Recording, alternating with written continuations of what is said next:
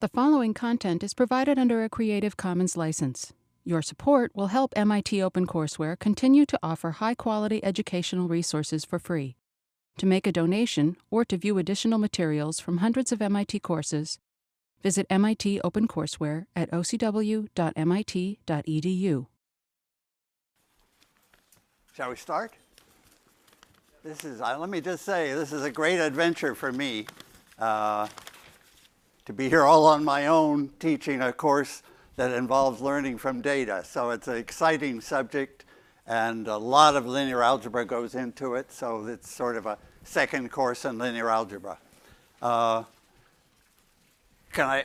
You'll know what, so there is a Stellar site established, and that will be the basic thing that we use. This is a public site, math.mit.edu, learning from data. And so a book is coming pretty quickly as we speak, or after we speak. That site has the table of contents of the book, which would give you an idea of what could be in the course. And I printed out a copy for everybody just of that one page. This is probably the final, first and last handout, maybe, with the table of contents, which you'll see there. And also, you'll see there the first two sections of the book, which is what I'll talk about today and on a little bit into Friday. So that's linear algebra, of course, because the course sort of begins with linear algebra, actually things that you would know from 1806, but this is a way to say this is really important stuff. So that's what I'll do today. I'd like to do some start on the linear algebra today.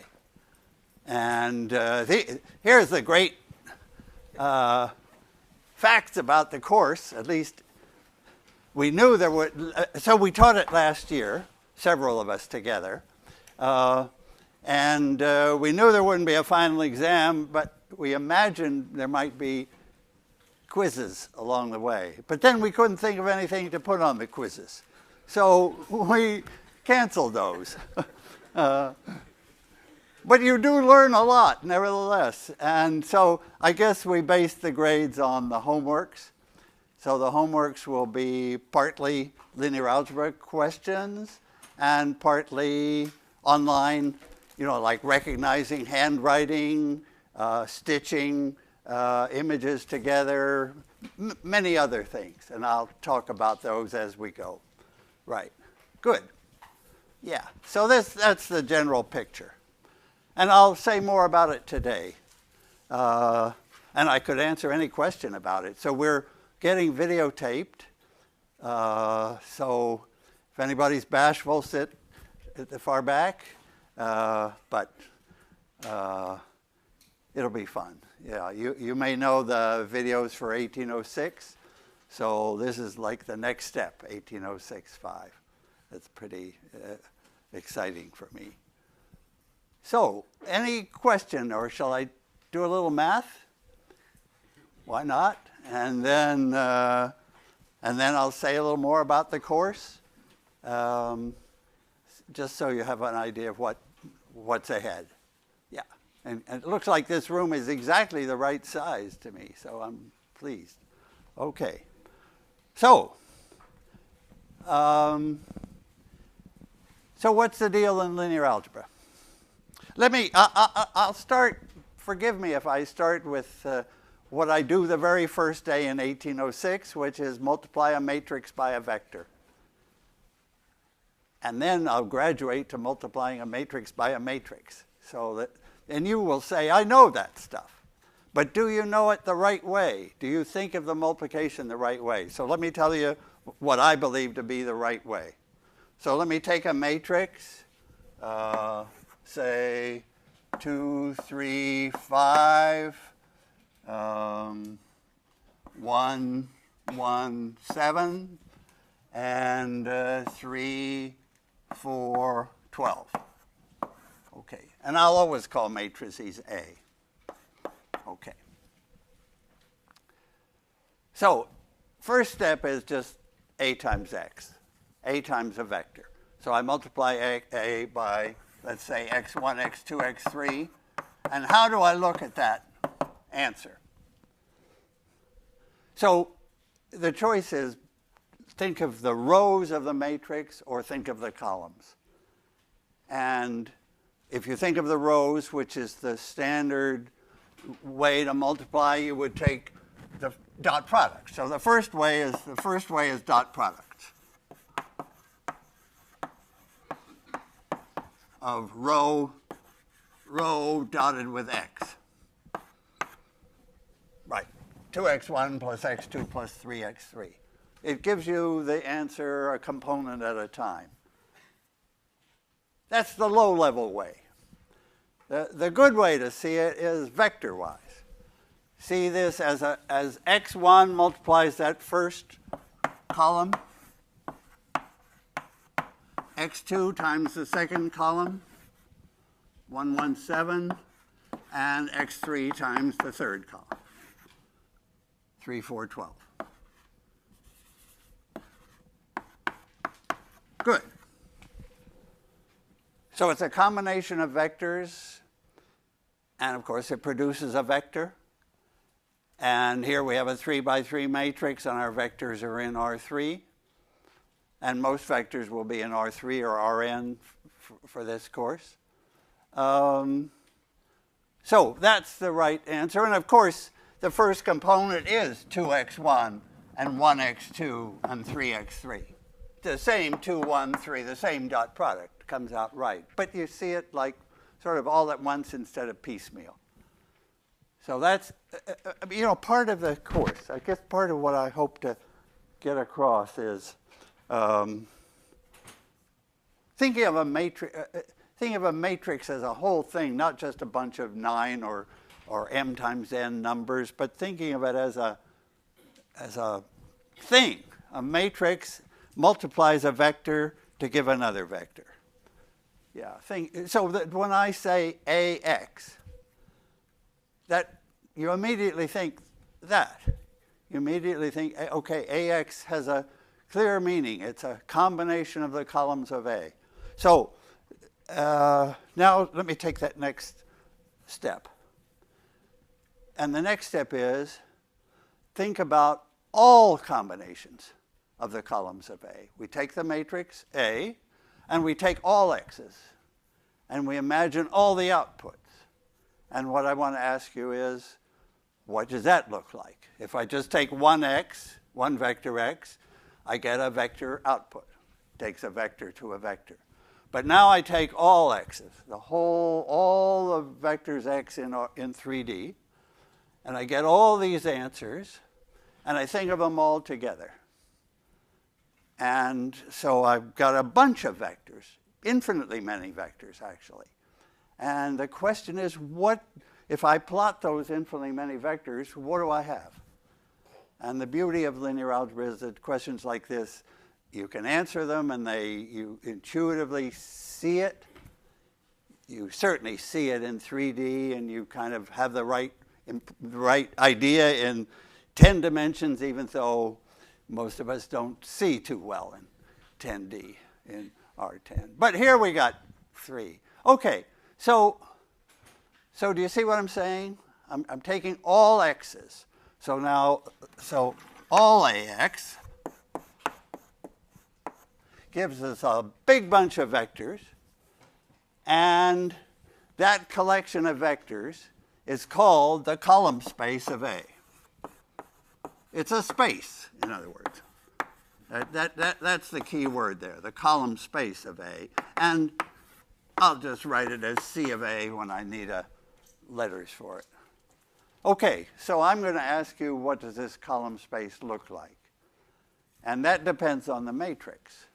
Sometimes the column space would be the whole of R3. Sometimes it's a smaller set in R3, a space.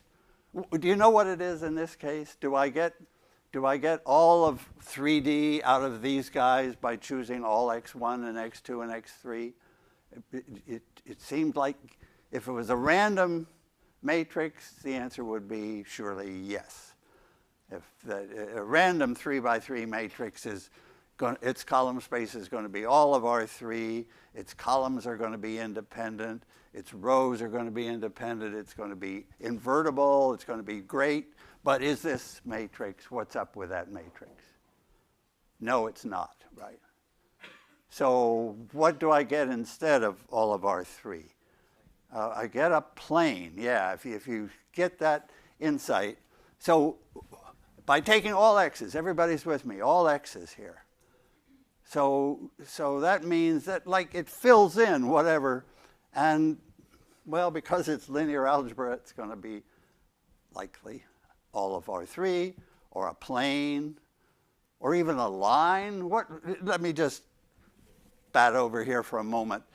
Give me a matrix whose column space would only be a line. All ones. Okay, wow, let me liven it up a little. 3, 3, 3, 8, 8, 8. I think, okay. So I think that the combinations of those columns are all on the same line. That says that the column space is just a line. And I would say then that the matrix, so column space of this A is a line. Another way I could say this is that the rank of the matrix is 1. The rank is sort of the dimension of the column space. Well, not sort of, that's what it is. The rank is the dimension of the column space. Everybody sees that you get a line because any combination x1 of that plus x2 of that plus x3 of that is going to go in along that line. Here's the first column, here's the second column, they're all on a line, so I'll never get off that line. If I allow all x's, I'll get the whole line. Now here you said not a line, right? What was the column space for this guy? Plane. Now why isn't it all of R3? What do you see that's special there? Because it is special. That's making the column space sort of special, a plane instead of the whole thing. Yeah, what's up with these 3 columns? The third column is the sum of these 2. So the first column is fine, 2, 3, 5. Second column is in a different direction. And when I take combinations of the first 2 columns, what will I get? Sorry to keep asking you questions, but anyway, that's what I always do.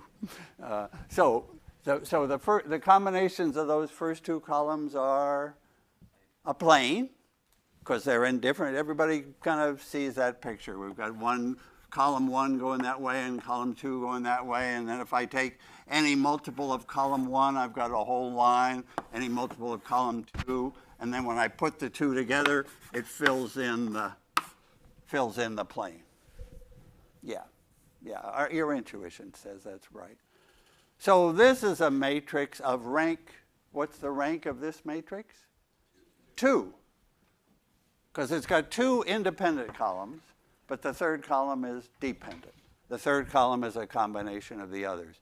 So matrices like this are really the building blocks of linear algebra. They're the building blocks of data science. They're rank 1 matrices. And let me show you a special way to write those rank 1 matrices. I think of this matrix as the column vector 1, 1, 1 times the row vector 1, 3, 8. So it's a column times a row. That's a rank 1 matrix. Do you see that that's a true multiplication there? It looks a little weird, but it's a 3 by 1 matrix times a 1 by 3 matrix. These numbers have to be the same, and then the output is 3 by 3. And it's that. And you see that it factors. So I'm going to move on to that idea. The next idea coming up will be that that we can see, well, that's coming, that we're going to see matrices with two factors. Okay, let me move to that, but back for this original matrix. Okay, so what's with this? The column space is a plane. So if think about now the key idea of independent columns. How many independent columns have I got here? Two, correct, two. The third column, if I want to especially pick on that one, so I'll often go left to right. So I'll say the first guy is good, second guy is good, the third guy is not independent of the others. So I just have two independent columns. And those two columns would be a basis for the column space. So that's the critical idea of linear algebra. That's what you compute with. You find a basis, and everything in the column space is a combination of these. Including that's already a combination of those, but everything else in the column space is a combination of those two. So they're a basis for it. Okay. So you have the idea of A times X. You have the idea of column space of A, which allows all X's. Then now we're moving into the idea of independent columns. And the number of independent columns is the rank. So the rank, shall I write that somewhere? Maybe here, the rank is the number of independent columns.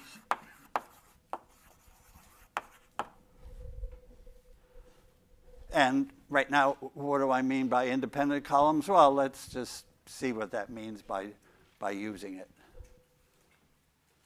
Are we good? I know I'm reviewing here, but allow me for this first class and part of next time also to review, but you'll see something new. In fact, why don't we see something new right away? Let me follow up on the idea of independence in a systematic way. So here's my matrix A. Okay, can I write that again? 2, 3, 5, 1, 1, 7, and this guy was the sum of those. Okay, so that's my matrix A. Okay, so let's start from scratch and find a basis for the column space in the most natural way. So I'm going to take a basis. What's a basis? A basis is independent columns. So all three together would not be a basis. But there have to be not just independent, but they have to fill the space. Their combinations have to fill the space. So 2, 3, 5 can, let's say I want to create a basis. I'll call the matrix C, a basis for the column space. So here's a natural way to do it. I look at the first column. It's not zeros. If it was all zeros, I wouldn't want that in a basis. But it's not, so I put it in. So that's the first vector in my basis. Then I go on to the second column. If that column was 4, 6, 10, what would I do? If that second column was 4, 6, 10, would I put it in the basis? No. But 1, 1, 7 is okay, right? 1, 1, 7 is in a different direction. It's not a combination of what we've already got. So I say, okay, that adds something new, put it in. Then I move on to the third column. Do I put that into a basis? You know the answer by now, no. Because I'm looking to see, is it a combination of these guys? And it is. It's one of that plus one of that. So it's not independent. So I've finished now. I've got a matrix C, which was like taken directly from A, and I kept only independent columns, and I worked from left to right. And I can see that right away now that the rank is 2. The column rank. I should say the column rank. The number of independent columns is 2. Good? Now comes a key step. I'm going to produce a third matrix R, which is going to tell me how to get these columns from these columns. And its shape is going to be, well, its shape, I don't have any choice. This is 3 by 2, so R has to be 2 by something. So I'm like so. I guess it has to be 2 by 3 because I want to come out this way, 2 by 3. What am I going to do here? I'm just going to put in the numbers R that make this correct. So this is a first matrix factorization. It's not, well, it is a famous one, actually. When we see it, we'll recognize what it is. It's famous in teaching linear algebra, but now actually C times R, columns times rows, has become very, very important in large-scale numerical linear algebra. Yeah. So let's figure out what goes into R. Okay. So what's going in? What am I thinking here? I'm putting in R. So every one of these columns is a combination of these. That's the whole point. And I'm just going to put in the numbers that you need. So what goes in the first column of R? What goes in the first column of R? So I want to look, what combination of that column and that column gives me this one? Yeah, 1, 0. 1, 0. Because you remember how we multiply a matrix by a vector? When I multiply that matrix by that vector, I take 1 of this plus 0 of that. I see it vector-wise. And, of course, I get it right. And what about the second column of R? So the second column should be the combination that produces the second column of A correctly. What will that be? 0, 1, thanks. And finally, the third column. 1, 1, yes, right. Because 1 of this plus 1 of this produces the third column. So all I did was put in the right numbers there, really.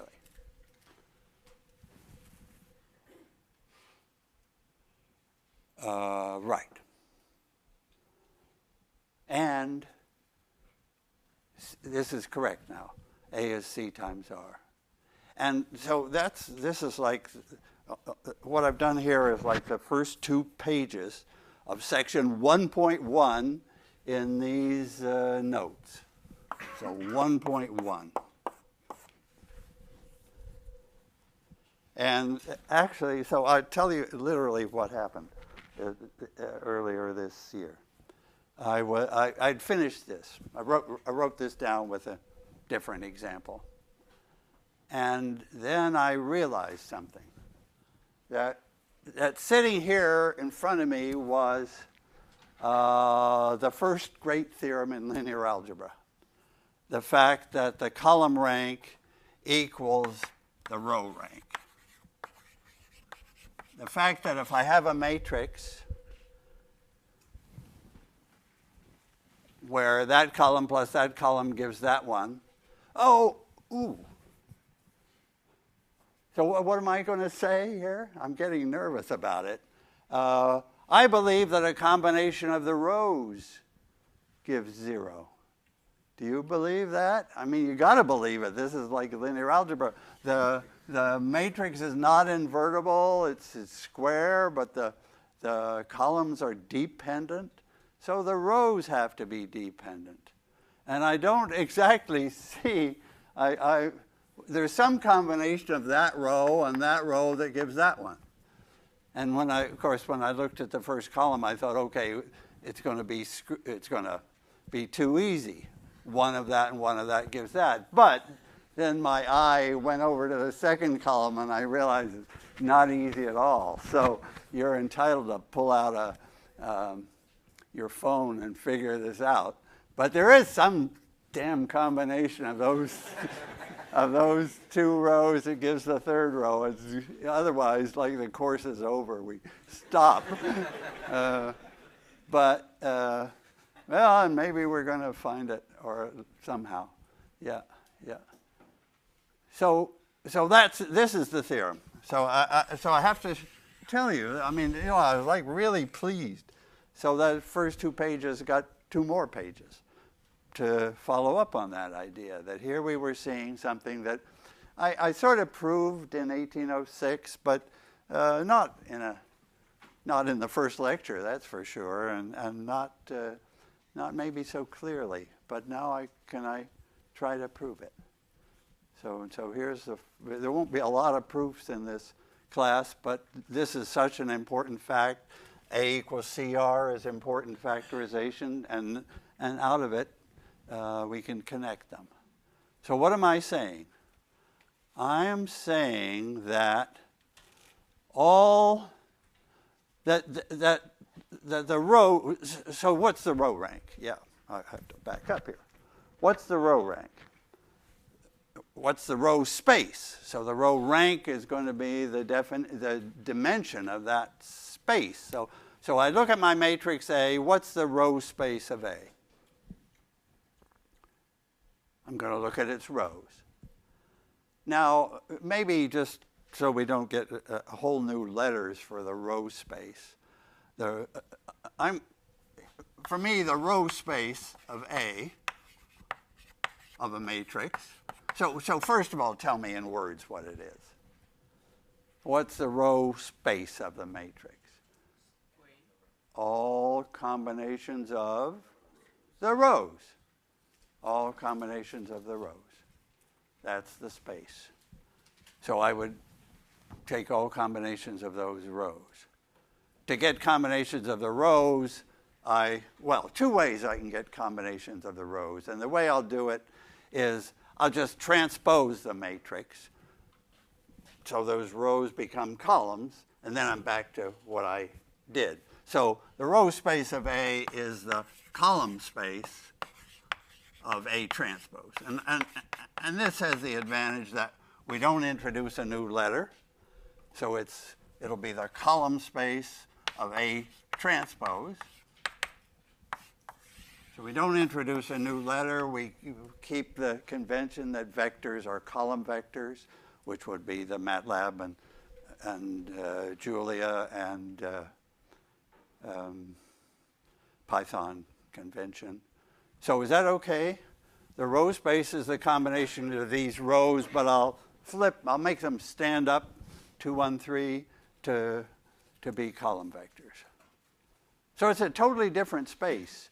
And actually, I happen to take a 3 by 3 example so that the column space is part of R3, and the row space is also part of R3 because my matrix is 3 by 3. A better example, and the whole point of data doesn't come in square matrices. Fortunately for us, data very, very often comes in matrices. But the columns might be sampled, might be patients, and the rows might be diseases or something. I mean, they're different spaces. So matrices are not likely to be square. But anyway, we're good here. Okay, so the row space. Now can I come back to the proof? Because what I want to say is that the proof of this fundamental fact is staring at us, but we don't quite see it yet. And I want to see it. So I claim that these rows are a basis for the row space. And we already saw that these columns are a basis for the column space. And 2 equals 2. right? Two vectors here were a basis for the column space. Now, if I can see why this shows me that these two vectors are a basis for the row space, then my example is right. Both of these will give 2. The column rank is 2 columns. The row rank is 2 rows. So I have to explain why I believe that these 2 rows are a basis for the row space. Right? Are you with me? I have to prove. I have to see why. First, so when I say basis, what do I have to check? Basis is the critical idea. I have to check that they're independent. So I haven't got too many vectors. I haven't got any extra vectors in there. And I also have to check that their combinations produce all the rows. Should I say that again? That's because that's what I'm going to check. I'm going to check that those guys are independent. Well, you can see that they're independent. And I'm going to check that their combinations produce all 3 of these rows. We didn't create those numbers for this purpose, but what I'm saying is they work. So I claim that this is a basis because what combination of those 2 rows would produce this first row? Yeah, let me just ask you that. What combination, what numbers should I multiply these 2 rows by to get the first row of A? 2 and 1. And where do you find 2 and 1? It's sitting there in C. And will it work again? Does 3 of this plus 1 of that give 3, 1, 4? Yes. So far, so good. Does 5 of this and 7 of that? See, I'm multiplying, I guess I'm doing matrix multiplication a sort of backward way or a different way. I'm taking combinations of the rows of the second guy. It's another way. The wonderful thing about matrix multiplication is you can do it a lot of ways. It comes out the same every way, and each way tells you something. So 5 of that row plus 7 of that row, sure enough, is here. Do you see that that is not like accident? The proof is really to look at this multiplication C times R 2 ways. Look at it first as combinations of columns of C to give the columns. Look at it second to get as combinations of the rows of R, and that produces the rows. So that factorization A equals CR was the key idea.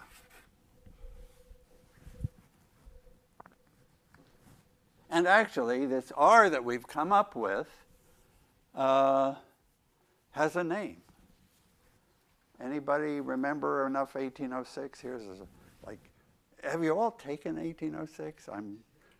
No. I see. How many have? Let's. Yes. Okay.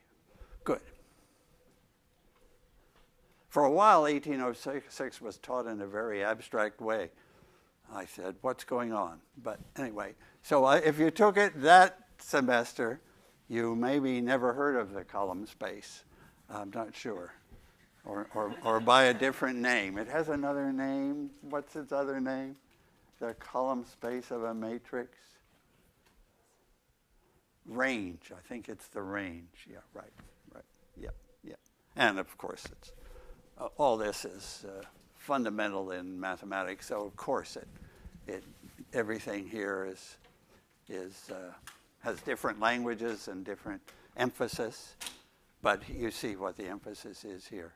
Okay, so you see the proof that A equals CR is just reveals everything. So it's a first idea of a factorization of a matrix, and we've multiplied C times R. I could just say, so that's really, you've seen the now the main point of section 1.1 of the notes to come up with that factorization and that conclusion. And you see why C has the same number of, the number of columns of C equals the number of rows of R, and those are the column rank and the row rank. Yeah, it's just pretty neat. And here was the special case where those column space, the column space is all multiples of U, it's a line through U. The row space is all multiples of V, it's a line through V, and that's the basic building block. Yeah. Can I just say another little word before I push on beyond CR? That this has become, if you have a giant matrix, like size 10 to the 5th, that you know, you can't put that into fast memory. It's a mess. How do you deal with a matrix of size 10 to the 5th when you cannot deal with all the entries? That's just not possible. Well, you sample it. So later in the course, we'll be doing random sampling of a matrix. So how could you sample a matrix? So you have a matrix. Of course, you're not looking at it, but it's, and you want to get some typical columns. Okay, here's the natural idea. You just look at A times X. When you let X be a random vector. Random vector. Rand of, so it's got M rows and 1 column. It's a vector. And what can I say about AX? It's in what space is it in? Column space. Thanks. That was the first idea in this lecture. AX is in the column space. So if you want a random vector in the column space, I wouldn't suggest to just randomly pick one of the columns. Better to take a mixture of columns by taking a random vector X and looking at AX. And if you wanted 100 random vectors, you'd take 100 random X's. And that would give you a pretty good idea in many cases of what the column space looks like. That would be enough to work with often. Yeah, okay. Can I just throw in another question?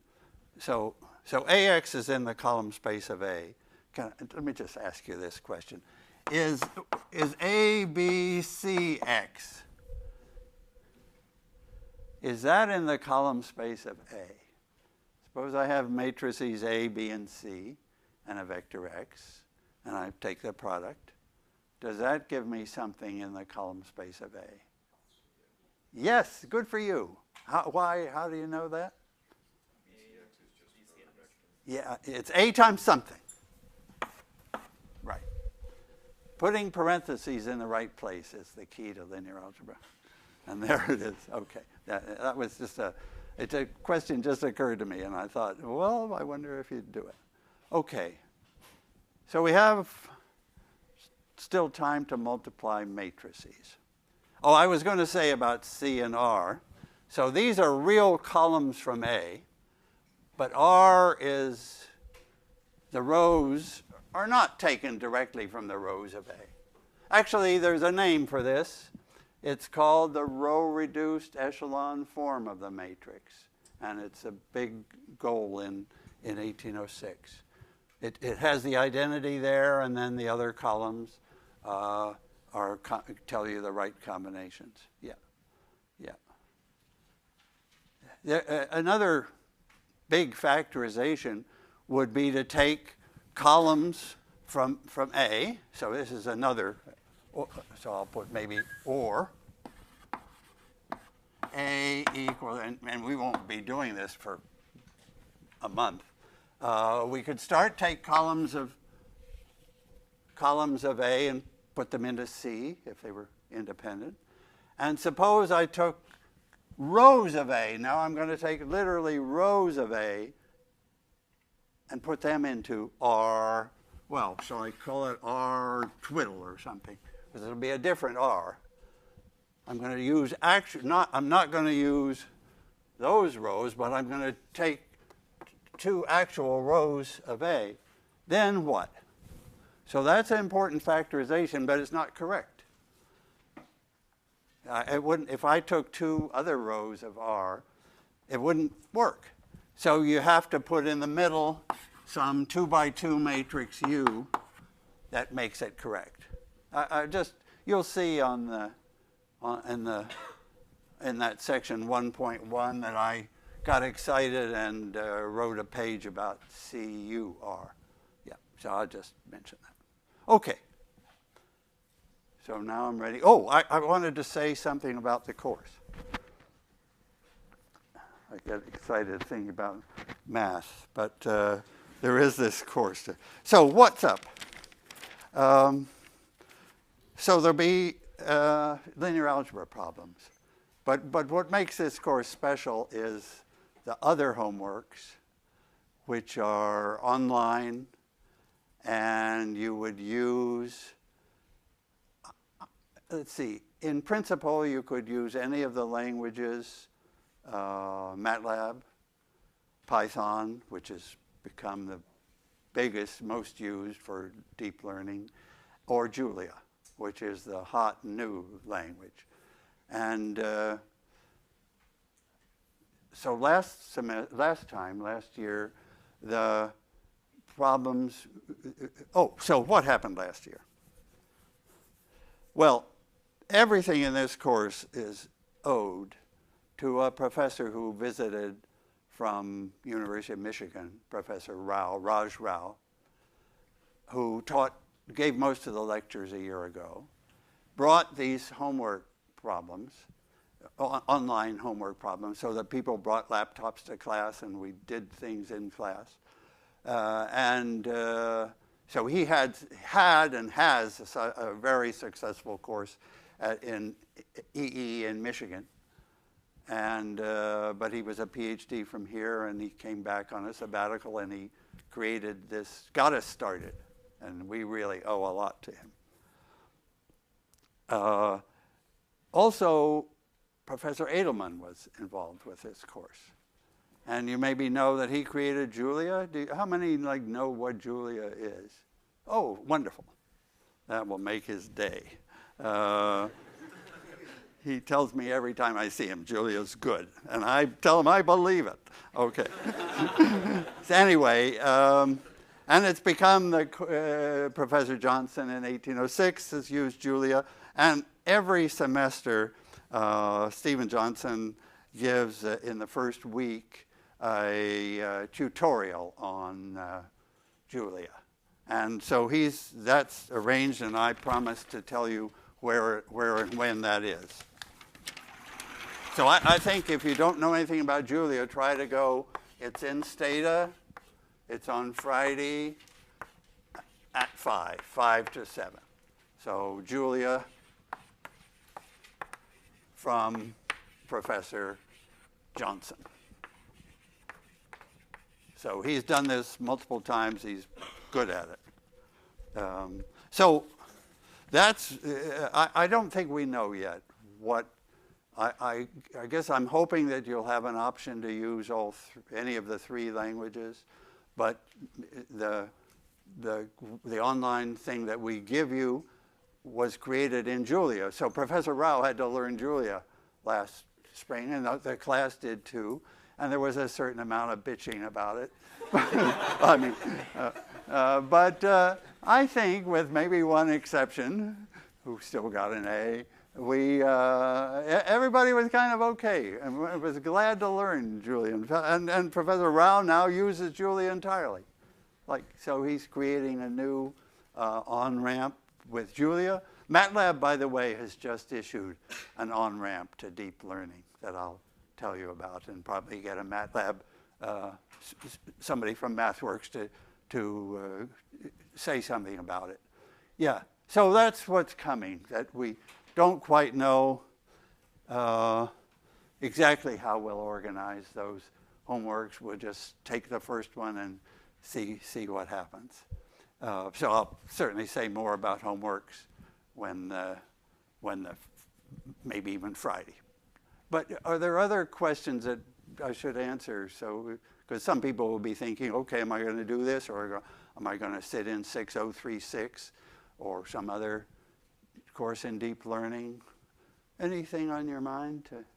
And you can email me. So we will have a stellar site, and you'll see all the TAs are still to be named. But the wonderful thing is that undergraduates who took this course last year are volunteering to be graders for you guys. So they will know what those online homeworks were about. Okay, so that's that's a sort of first word about what's coming and about the language. Okay, I'm going to finish by a very important topic, multiplying A times B. Oh, look, a clean board. So now I want to multiply a matrix by a vector. Okay, everybody knows how to do it. You take a row of A, so you take a row of A, and you take a column of B, and you take the dot product, so you get dot product.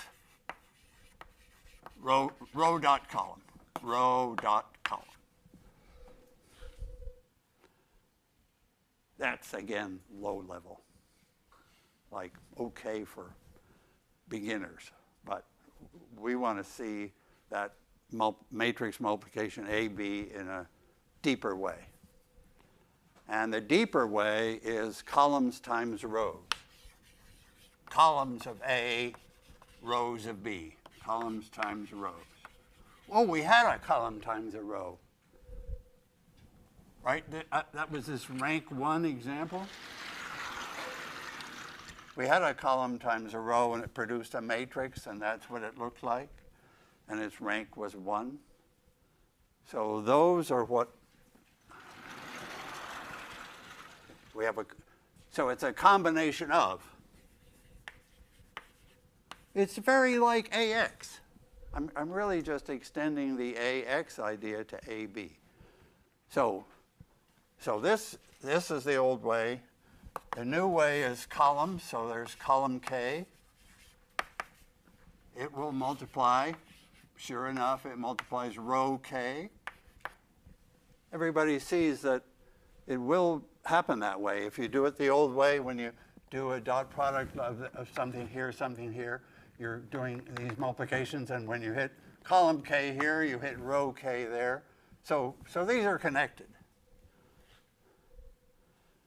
So I get things like column K of A times row K of B. And I don't know what notation to use, so I just wrote the words. Okay. But now that's one piece of the final answer, AB. That's a rank 1 piece. That's like a building block. So I add from K equal 1, column 1 times row 1, column 1 of A times row 1 of B, plus plus column K plus, and of course, I stop at column N of A times row N of B.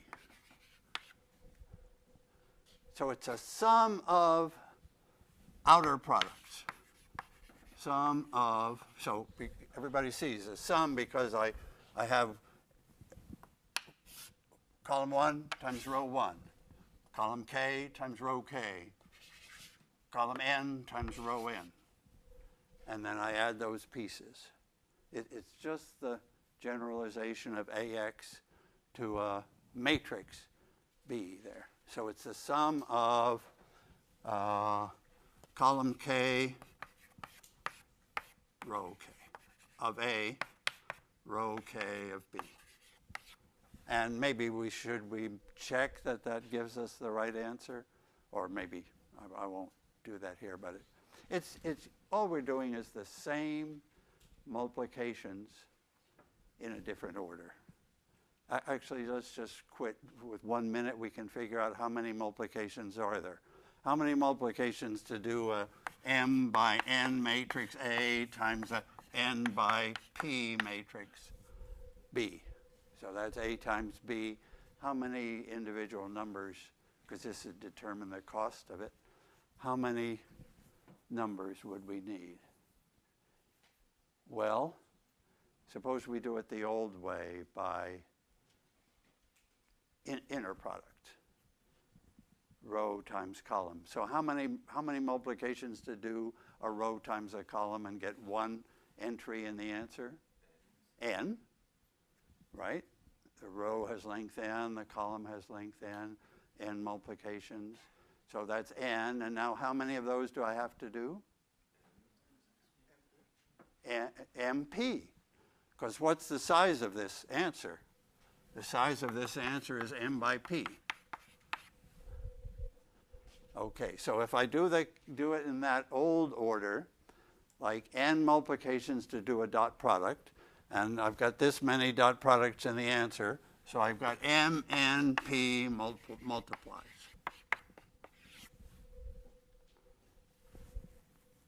Now, suppose I do it this way. How many multiplications to do one of those guys? To multiply a column by a row. To multiply a column by a row, this is a m by 1, and this is a 1 by p. One column, one row. How many multiplications for that guy? MP. And how many of those rank 1s do I have to do? N. You got it? It's MP times N. Now, it's the other way was N times MP. So it gives the same answer, MNP multiplications. In fact, they're exactly the same multiplications, just a different order. Okay, we're at 1:55. Thanks for coming today. I'll talk more about the class and about linear algebra on Friday. Thank you.